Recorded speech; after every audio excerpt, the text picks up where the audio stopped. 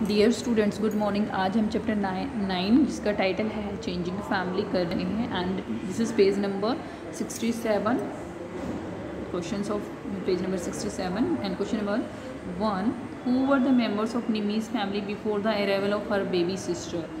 कि जो baby sister थी उसके अराइवल से पहले, मतलब उसके आने से पहले कौन कौन निमी की फैमिली में मेंबर्स थे। उसके पापा थे, mother, grandmother, uncle and Nimi, ये 5 मेंबर्स थे ना।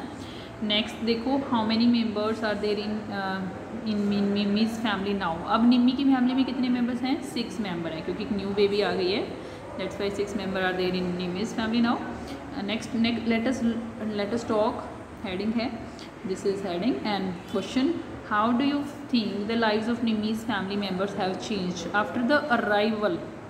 यहाँ पे अराइवल ऑफ द, किसके अराइवल से?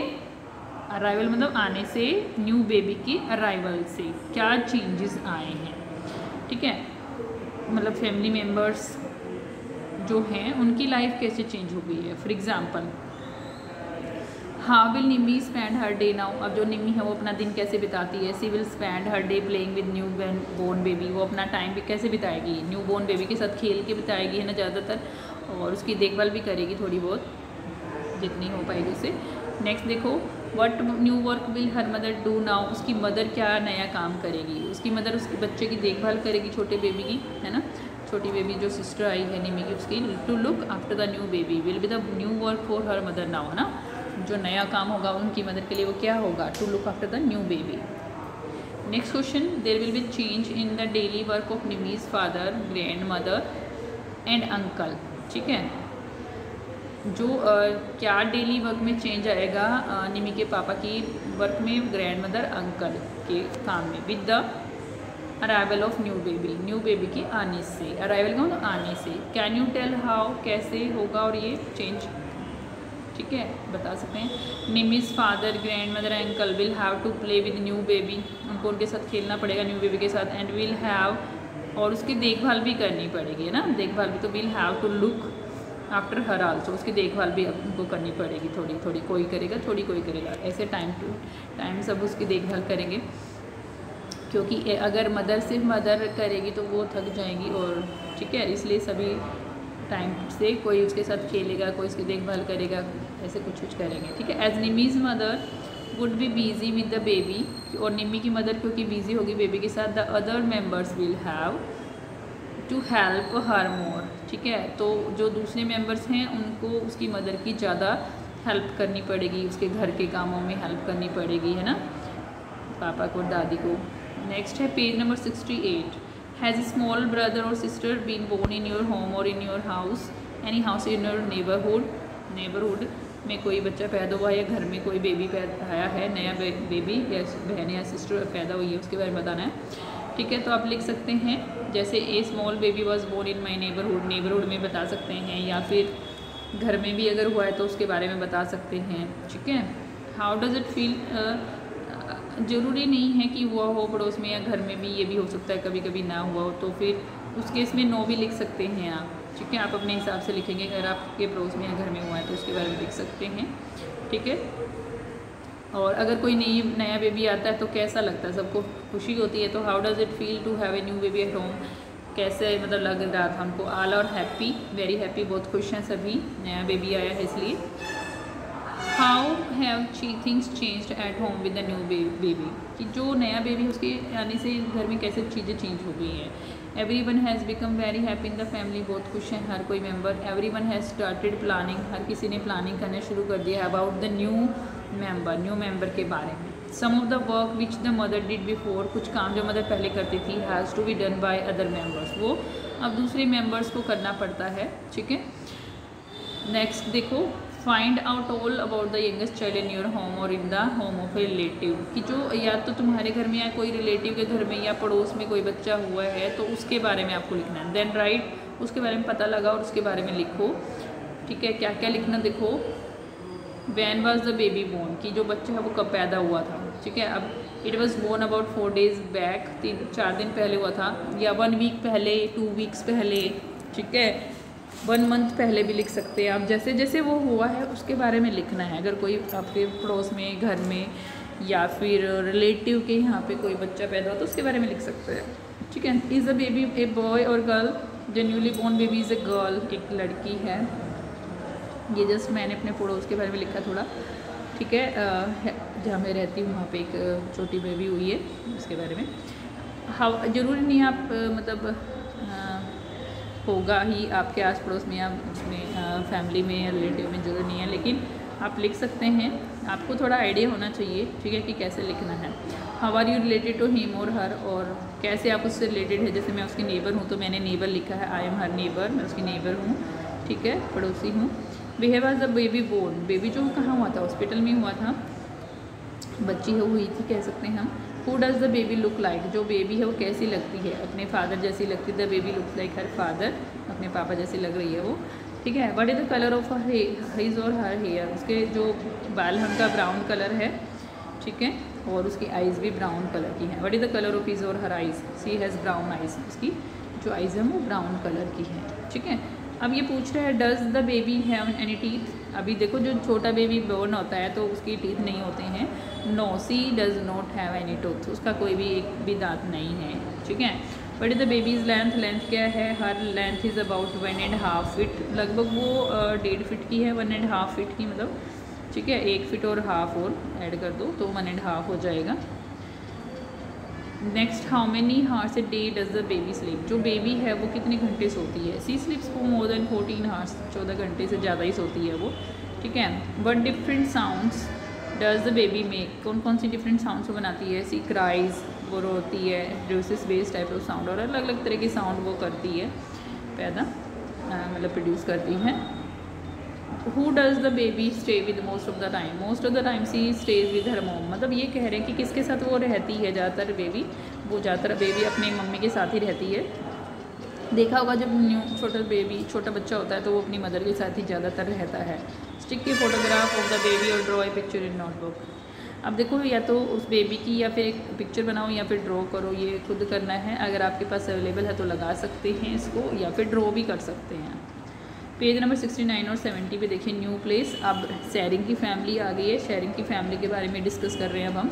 शेरिंग की फैमिली, उसके पापा का ट्रांसफ़र हो गया था याद हो तो, और फिर उनकी फैमिली को मतलब शिफ्ट करना पड़ रहा था, उसके बारे में है ये।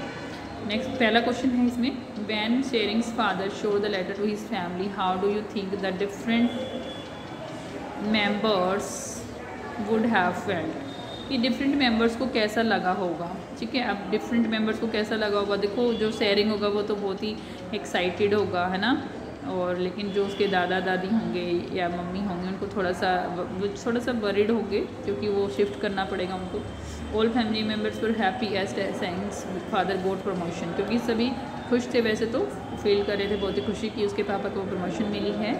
शेयरिंग वॉज ऑल्सो वेरी, जो शेयरिंग है वो भी बहुत ही खुश था। वेरी हैप्पी, एक सेकेंड, वेरी हैप्पी। ठीक है। Was very, Sharing was very happy because, क्यों था, because he would have to go to a new town, क्योंकि वो नए शहर में जाएगा। But Sharing's father mother and grandparents were slightly worried, वो थोड़े चिंतित थे। As they had to make all the arrangements in A new town, क्योंकि उनको नए शहर में सारे अरेंजमेंट्स करनी पड़ेंगी, है ना, तो इसलिए वो थोड़े वरीड थे। और अगर वो नहीं जाएंगे तो उनका बेटा और बहू और जो पोता है वो उनको छोड़ के चले जाएंगे तो वो अकेले फील करेंगे फिर, इसलिए वो दुखी थे। ठीक है। दोनों ही कंडीशन में वो थोड़ा सा वरीड थे, चिंतित थे। What will change in sharing family after his father's transfer, ठीक है, क्या शेयरिंग की फैमिली में क्या चेंज आया उनकी पापा की ट्रांसफ़र के बाद। For example, who from sharing family will live with his father at the new place. आपने पिक्चर में देखा होगा कि जो शेयरिंग है उसके पापा मम्मी और शेयरिंग ही रेलवे स्टेशन पे जा रहे हैं और उसके दादा और अंकल उनको बाय कर रहे हैं। अंकल हैं या कोई और मेंबर हैं, वहाँ पे देखने को मिलता है। पिक्चर में आप देख सकते हैं बुक के अंदर। देखो, sharing and his mother will live with his father at the new place. जो शेयरिंग है और उसके मदर हैं वो उसके पापा के साथ रहेंगे नई जगह पे, और कोई मेंबर दिखा नहीं रखा जाते हुए। नेक्स्ट देखो, which school will Sharing go now. अब जो स्कूल है वो किस में जाएगा, Sharing will go to a new school, नए स्कूल में जाएगा। जो पहले वाला है उसको तो छोड़ना पड़ेगा। Will he have new friends, क्या वो नए फ्रेंड्स होंगे उसके? बिल्कुल होंगे, क्यों नहीं होंगे। Yes, in new school Sharing will have new friends, ठीक है, शेयरिंग के नए फ्रेंड्स होंगे, ठीक है। नेक्स्ट क्वेश्चन देखो, has anybody in your family move to a new place because of work. ये क्या कह रहे हैं कि कोई तुम्हारी फैमिली का मेम्बर मूव मतलब दूसरी जगह पे गया है। मूव मतलब एक जगह से दूसरी जगह पे जाना, ठीक है, काम की वजह से। Yes, my uncle move to a Delhi because of his work, ठीक है, दिल्ली चले गए हैं काम की वजह से। ये आप अपने हिसाब से लिखेंगे। अगर आपकी फैमिली में कोई गया है तो उसका एग्ज़ाम्पल लेंगे, ठीक है, वही लिखेंगे आप। नेक्स्ट देखिए, what do you feel about this change. आपको कैसा लगा ये चेंज। इट इज़ नेचुरल, थोड़ा सैड भी लगता है, खैर आप लिख सकते हैं I feel sad because we have to leave, मतलब हमारे अंकल को he has to leave us, मतलब उनको हमें छोड़ के जाना पड़ा, ठीक है, he has to left us. A person has to change his place because of work, जो एक आदमी उसको चेंज करना पड़ता है काम की वजह से अपनी जगह को। वी शुड फील वेरी, हमें क्या होना चाहिए, हैप्पी होना चाहिए, as we get chance to visit a new place. हाँ, लेकिन अगर वो जाएंगे तो हम उनके पास विजिट करने जा सकते हैं, जिसकी वजह से आपको घूमने का मौका मिलेगा। नेक्स्ट देखिए, is there anyone in your class or school who has come to your school from another place. कोई ऐसा है जो दूसरे स्कूल से या दूसरी जगह से आया है। इफ़ सो, अगर ऐसा है तो टॉक टू हिम और हर, उससे बात करेंगे आप, ठीक है। देखो, last month one of the boys in my class came from another town. एक महीने पहले एक नया बच्चा आया है दूसरे शहर से, ठीक है, आप लिख सकते हैं। और आपकी क्लास में दीपिका सैरोन और जो भी नए क्लास के बच्चे आए हैं उनके बारे में लिख सकते हैं आप। वेयर हैज़ सी, और प्रेम कुमार नंदा भी नया था जब पहले, ठीक है। वेयर हैज़ सी और ही कम फ्रॉम, वो कहाँ से आया है। ही केम फ्रॉम राजस्थान, जैसे आप लिख सकते हैं जहाँ से भी वो आया है। ये जिस मैंने एग्जाम्पल के लिए लिखा है, ठीक है। But was his or her old school like, उसका स्कूल कैसा था, ये भी आप उससे पूछ के लिख सकते हैं। His old school was good and he had lot of friends, उसके बहुत सारे फ्रेंड्स थे। But does he or C find different है, उसको यहाँ पे क्या डिफरेंट लग रहा है। He finds everything new here, अलग नहीं लग रही हर एक चीज़, new people, new friends etcetera make him feel excited. लेकिन वो एक्साइटेड है सभी से मिलकर और उसको अच्छा लग रहा है। Does he or she like changes, yes he likes the change, उसको चेंज पसंद है, ठीक है। Page number 71, it's wedding. अब किसकी फैमिली आ गई बच्चों, नजलीज़ फैमिली, ठीक है। इट्स वेडिंग, शादी वाली जो हम बात कर रहे हैं उस फैमिली के भी बारे में, शादी हुई थी नजली की फैमिली में। Let us talk, do you think that there will be any change in Nazli's family after this wedding. कोई चेंज आएगा नजली की फैमिली में इस शादी के बाद। व्हाट विल चेंज, क्या चेंज होगा। Yes, there will be change, हाँ चेंज होगा in Nazli's family after this wedding, इस वेडिंग के बाद। A new member is added, एक नया मेम्बर ऐड हो जाएगा टू द फैमिली में। And Nazli will get a new sister in law, और नजली को एक नई भाभी मिलेगी, sister in law. Sister in law मतलब भाभी, जो भाई की वाइफ होती है उसको सिस्टर इन लॉ बोलते हैं, ठीक है, भाभी को सिस्टर इन लॉ बोलते हैं। नेक्स्ट क्वेश्चन देखो, थिंक आएगा, यहाँ गलती से लिखा हुआ है, डू यू थिंक आएगा, think. Do you think there will be changes in the home from where the new bride has come, कि जिस फैमिली से दुल्हन आई है, ब्राइड आई है, क्या उसकी फैमिली में भी कुछ चेंज होंगे। व्हाट काइंड ऑफ चेंजेस, किस तरह के चेंजेस होंगे वो हमें बताना है। Yes, they will get a new family member as bride groom. जैसे जो दूल्हा है वो उनकी फैमिली का मेंबर हो गया है तो उनको एक नया मेंबर मिल गया। But they have to see off their daughter, लेकिन उनको अपनी बेटी को क्या करना पड़ेगा, सी ऑफ का मतलब बाय बाय, है ना, क्योंकि उसकी शादी होगी और उसको दूसरे घर पे जा रही है वो, ठीक है, उनके घर में आ गई नजली की फैमिली में, तो उसकी फैमिली मेम्बर्स तो क्या हो जाएंगे, they will miss her a lot, तो उसको बहुत ज़्यादा मिस करेंगे उसकी भाभी को, है ना, उसके फैमिली के मेम्बर्स, उसकी भाभी के फैमिली के मेम्बर्स। नेक्स्ट क्वेश्चन देखो, talk to your mother and aunts in the family, अपनी मदर से या आंटी से बात करियो फैमिली में। Ask them about where they live before they got married की बात करें, वो शादी से पहले कहाँ रहती थी। They lived with their parents with before marriage, अपने पेरेंट्स के साथ रहती थी वो ना, मैरिज से पहले नाना नानी के साथ। Who were the members in their families then, उनकी फैमिली में तब कौन कौन से मेंबर्स थे शादी से पहले, ठीक है। तो आप लिख सकते हैं इन माई मदर्स फैमिली कौन कौन था। शी मतलब वह थी, उसके पापा थे, उनकी मदर थी, और जो भी उनके और मेंबर्स थे जैसे एंड टू हर 2 ब्रदर्स, उसके 2 भाई थे, ठीक है। आप अपने हिसाब से लिखेंगे, आपकी मम्मी से या चाची से पूछ के, ठीक है, कि कितने मेंबर्स थे, कौन कौन थे। लिव टुगेदर, वो साथ में रहते थे बिफोर हर मैरिज, उनकी शादी से पहले, ठीक है। Next question, has anybody in your family been married recently, क्या कोई मेंबर की शादी हुई है तुम्हारी फैमिली में, और कौन है वो। Yes my uncle goat married recently in my family, yes मेरे चाचा की शादी हुई है रिसेंटली मेरी फैमिली में। यहाँ पे कुछ भी जो आपकी फैमिली में जिसकी शादी हो वो लिखेंगे, अंकल, आंट, कोई और भी मेंबर हो सकता है जो भी, ठीक है, उसके बारे में लिखना है।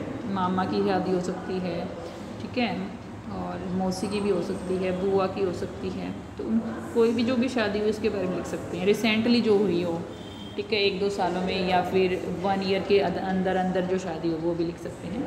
Talk to your classmates and write all about what happens during wedding, ठीक है, ड्यूरिंग वेडिंग इन देयर, उनकी फैमिली में क्या क्या हुआ। जब क्लासमेट से बात करके पता लगाना है कि क्या क्या हुआ, what happens. A new member came in their family, एक नया मेंबर उनकी फैमिली में आया है ना। अब all of them enjoyed lot in the marriage, और सब ने बहुत ही एन्जॉय किया मैरिज को लेकर, ठीक है। अब देखो, जब भी अगर मान लो दुल्हन आती है तो देखो उस फैमिली में आती ही आती है, लेकिन जब दूल्हा भी होता है, मान लो किसी की बेटी की शादी हुई है तो उनके घर में तो एक मेंबर चला जाएगा, लेकिन हाँ जो दूल्हा है वो नया मेंबर बन जाएगा उनकी फैमिली का। तो न्यू मेंबर तो आएगा ही ना, न्यू मेंबर तो उसको बोलेंगे ही हम कि जो दूल्हा है वो भी तो न्यू मेंबर है ना, न्यू मेंबर बन गया है। हाँ, उनके साथ नहीं रहेगा, लेकिन एक नया मेंबर है उनकी फैमिली का वो, ठीक है। What kind of special food is cooked, किस तरह फूड इज़ कुक्ड, किस तरह का स्पेशल खाना बनाया गया था। स्वीट्स, स्नैक्स, बहुत सारी तरह की स्नैक्स होती हैं, जैसे क्या क्या बोल सकते हैं आप, जैसे टिक्की होती है वहाँ पे, छोले भटूरे होते हैं, और दही बल्ले होते हैं, गोलगप्पे होते हैं, अच्छा मंचूरियन होता है, और भी बहुत सारी वैरायटी के स्नैक्स होते हैं, ठीक है। पुलाव, चावल होंगे, पूरी, वेरियस टाइप्स ऑफ वेजिटेबल्स, बहुत सारी तरह की वैरायटी, मतलब बहुत वेजिटेबल्स की वैरायटी होती है वहाँ पे, और बहुत सारी वैरायटी का फूड होता है, ठीक है। वर्क कुक्ड, और स्वीट्स में भी बहुत सारी वैरायटी होती हैं। Work cooked in the marriage, ठीक है, वो बनाया गया था मैरिज में, ठीक है। नेक्स्ट, वट स्पेशल क्लोथ्स, अब क्या पूछ रहे हैं देखो, what special clothes do the bride and bride groom wear, कि जो किस तरह के स्पेशल कपड़े ब्राइड और ब्राइड ग्रूम ने पहने थे। द ब्राइड ग्रूम बोर, जो ब्राइड ग्रूम था, दूल्हा था, उसने पहना था शेरवानी एंड पगड़ी, ठीक है। द ब्राइड वो lehenga and choli with red दुपट्टा, ठीक है, रेड दुपट्टे के साथ लहंगा चोली पहना था जो ब्राइड थी उसने। नेक्स्ट क्वेश्चन देखो, नेक्स्ट है व्हाट काइंड ऑफ सॉन्ग्स, किस तरह के सॉन्ग्स और डांसेस परफॉर्म किए गए थे वेडिंग में। देखो, at weddings traditional, folk and modern songs and dances are perform. जो वेडिंग्स होती हैं उनमें ज़्यादातर क्या होता है, ट्रेडिशनल भी होते हैं, ठीक है, गीत जिसको बोलते हैं, फोक जो मतलब जो वहाँ के एरिया के अकॉर्डिंग फोक जो बोलते हैं, ठीक है, और जो मॉडर्न सॉन्ग्स थे वो भी गाए जाते हैं, और डांस भी इसी तरह से ट्रेडिशनल, फोक और मॉडर्न डांस परफॉर्म किए जाते हैं शादी में। Next question, what did you see at the wedding that you attended, आपने क्या क्या देखा है जो आपने शादी अटेंड की थी, ठीक है। बहुत सारी शादी अटेंड की होंगी आप लोगों ने, ठीक है। बच्चे हैं तो थोड़ी हो सकते कम हो, लेकिन बड़े होते जाएंगे तो और भी ज़्यादा अटेंड करेंगे। तो क्या देखा था वो आप लिखेंगे यहाँ पे। House and pandals were decorated, जो हाउस होता है और जो पंडाल्स होता है जहाँ पे शादी की अरेंजमेंट होती है वो डेकोरेट किए जाते हैं, किए हुए थे, ये भी लिख सकते हैं। विद फ्लावर्स एंड लाइट से और फ्लावर से डेकोरेट किए हुए थे, डेकोरेशन थी वहाँ पे, बहुत सारी डेकोरेटेड थे वो। लॉट ऑफ स्वीट्स, बहुत सारी sweets and varieties of food, और बहुत सारी वेराइटी के फूड आर मेड, बनाए गए थे, वर मेड, ठीक है, वर मेड बनाए गए थे, क्योंकि पास्ट में बात कर रहे हैं। All of the family members, जितने भी फैमिली के मेम्बर्स थे, वर डांसिंग एंड एन्जॉइंग, जितने भी फैमिली के मेम्बर्स थे वो डांस कर रहे थे और एंजॉय करते, मैरिज में कर रहे थे, बहुत एंजॉय करते ही हैं सभी, ठीक है। कलरफुल फायर वर्क्स वर अरेंज्ड, जो जब शादी होती तो फायर वर्क्स भी होती हैं, मतलब बम पटाखे छोड़ते हैं, फुलझड़ियाँ जलाई जाती हैं, ठीक है, तो वो भी थे बहुत सारे। एवरीवन वो न्यू क्लोथ्स, हर किसी ने नए कपड़े पहने हुए थे। अब पेज नंबर 72-73 पे आ जाइए, उसके क्वेश्चन आंसर है। पहला question, write down the reasons for these changes. अब जो जो चेंजेस हुए हैं, आपने देखा इस चैप्टर में बहुत सारे चेंजेस हुए हैं, 3 फैमिली दिखाई गई, उनमें चेंजेस आए हैं उन फैमिलीज़ में, तो किस किस वजह से वो चेंजेस हुए हैं बताना है। इन निम्मीज़ फैमिली, निम्मी की फैमिली में जो चेंज हुआ था वो क्यों हुआ था? The change happen because of the birth of new baby, नए बेबी की बर्थ की वजह से चेंज हुआ था। दे गोट ए न्यू फैमिली मेम्बर, उनकी फैमिली में एक नया मेम्बर आया था, दे आएगा यहाँ पे THEY। नेक्स्ट, शेयरिंग्स की फैमिली में, in Tsering's father got promotion, Tsering's father got promotion, उनकी प्रमोशन हो गई था, was transfer to a new town, और उनका ट्रांसफ़र हो गया था एक न्यू टाउन में, नए शहर में। Sharings family enjoyed A new town along with the new challenges, ठीक है, नए नए चैलेंजेस के साथ वो क्या करेंगे, एन्जॉय करेंगे, ठीक है, एन्जॉय किया उन्होंने।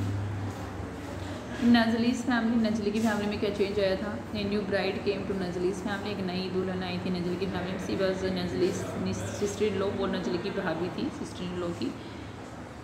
There can be many changes, there can be many reasons for changes, changes होने के बहुत सारे रीजन हो सकते हैं इन फैमिली में। Can you think of some more reasons, कुछ और रीजन्स आप बता सकते हैं। Changes happen in families because of several reasons, बहुत सारे कारण होते हैं। Some of the reasons of changes are birth of a new child, ठीक है, एक नए बेबी का पैदा होने से। Marriage of a family member, किसी फैमिली मेम्बर की मैरिज से। Transfer of family member to other place because of work, work की वजह से ट्रांसफ़र हो जाना। Getting a good job bye family member, एक नई जॉब, एक अच्छी जॉब मिल जाना, उसकी वजह से भी कई बार शिफ्ट करना पड़ता है। Getting admission in a good school और कॉलेज बाय फैमिली मेम्बर, और किसी बच्चे का एक नए स्कूल में या कॉलेज में एडमिशन हो जाए जिसकी वजह से उसको शिफ्ट करना पड़ेगा, तो भी चेंज आएगा family. Next question, talk to 3 old people, 1 from your family, 1 from your friends family and 1 from family in your neighbourhood. एक तुम्हारी फैमिली से, एक तुम्हारी फ्रेंड की फैमिली से और एक तुम्हारी नेबरहुड से बात करनी थी, जो बड़े लोग हैं उनसे। Ask them these questions and fill in the table, ठीक है, उनसे क्वेश्चन पूछेंगे और टेबल भरेंगे। पेज नंबर 73 पे एक टेबल दी गई है, उससे रिलेटेड है ये, वो आप भरेंगे। उसमें कुछ ऐसे क्वेश्चंस दिए हुए हैं, since how many years has your family been staying here, आपकी फैमिली यहाँ पे कितने सालों से रह रही है। अब उस फैमिली में आपकी फैमिली का बताना है, फ्रेंड की फैमिली का, नेबर की फैमिली का, कि वो वहाँ पे कितने सालों से रह रहे हैं, ठीक है। Where did your family live before coming here, तुम्हारी फैमिली यहाँ आने से पहले कहाँ रहती थी, ठीक है। ऐसे ही फ्रेंड की फैमिली कहाँ रहती थी, नेबर की फैमिली कहाँ रहती थी, पूछ के लिखना है। ये टेबल खुद भरनी है, तो मैंने ये करवाई नहीं है यहाँ पे, fill it yourself. Then page number 74 पे आ जाएंगे। पेज नंबर 74 में है माई फैमिली, देखिए क्या है, माई फैमिली। अब जो मेरी फैमिली कल थी, आज और आने वाले कब है, इसमें मतलब येस्टरडे का मतलब ये नहीं है कि सिर्फ कल की बात कर रहे हैं, कल का मतलब पास्ट की बात कर रहे हैं, ठीक है। यहाँ पे येस्टरडे का मतलब पास्ट, ठीक है, और टुडे का मतलब टुडे मतलब आज, प्रेजेंट, प्रेजेंट में, और टुमारो मतलब future.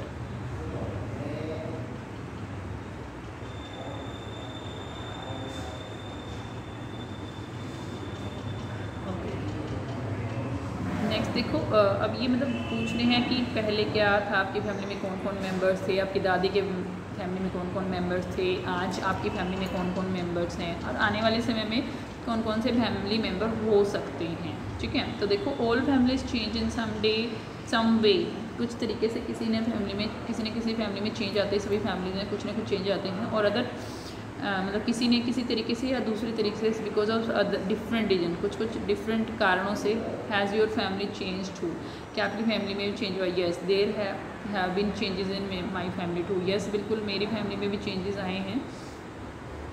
Van your grandmother and grandfather will but children, जब वो बच्चे थे लाइक यू तुम्हारी तरह, was your family just like it is today, क्या फैमिली इज़ जस्ट ऐसी थी जैसी आज है? No, it was different from today, ये अलग थी आज से। There were more family members who live together, ज़्यादा फैमिली मेम्बर्स थे जो साथ में रहते थे।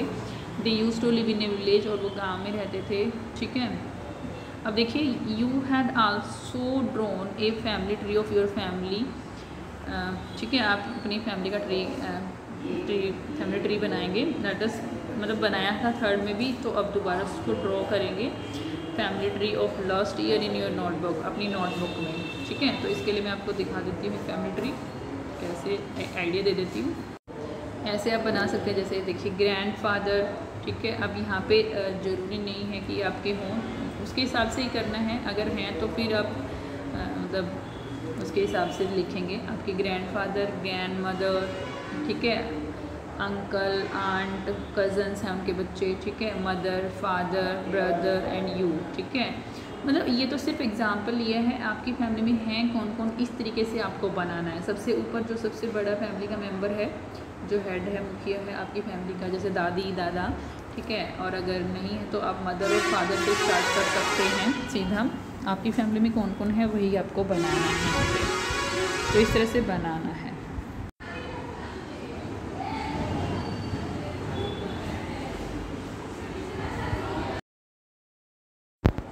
नेक्स्ट क्वेश्चन देखिए, आस्क योर ग्रैंड मदर और grandfather how many members were there in their family when they were your age. जब वो आपकी एज के थे तो आपके दादा या दादी की फैमिली में कितने मेंबर्स थे और कौन कौन थे उनके बारे में पता करना है आपको। Then draw a family tree in your notebook of their family. ठीक है, उनकी फैमिली का एक फैमिली ट्री अपनी नोटबुक में बनाना है। व्हेन दे वर यंग, जब वो यंग थे, मतलब बच्चे थे।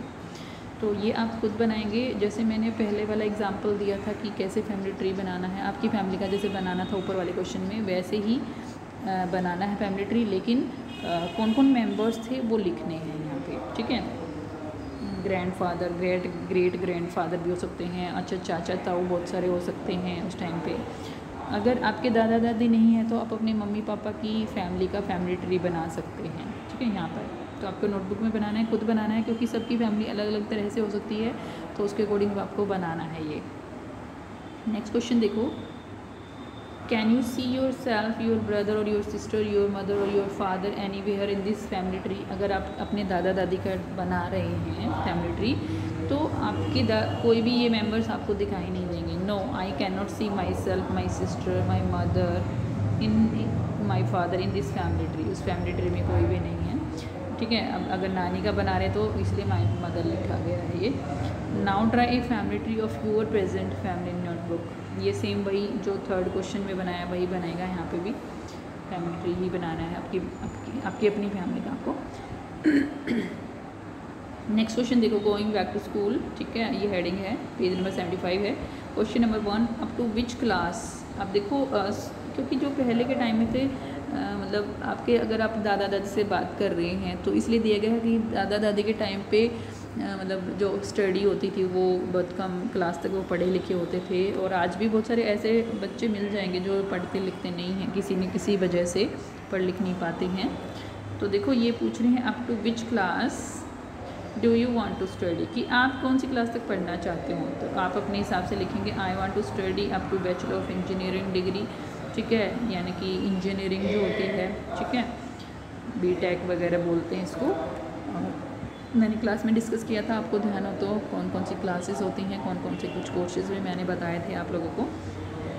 तो वही यहाँ पे लिखना कि आप कहाँ तक क्या क्या करना चाहते हैं, कोई कोर्स करना चाहते हैं या फिर कोई स्टडी, कहाँ तक स्टडी करना चाहते हैं, ग्रेजुएशन, पोस्ट ग्रेजुएशन या फिर कहाँ तक। ठीक है, नेक्स्ट देखो, up to which class have your parents study. आपके पेरेंट्स कहाँ तक पढ़े हुए हैं। बोथ गुड मास्टर्स डिग्री, दोनों ने मास्टर डिग्री की हुई है, एमए किया हुआ, मतलब पोस्ट ग्रेजुएशन की हुई है।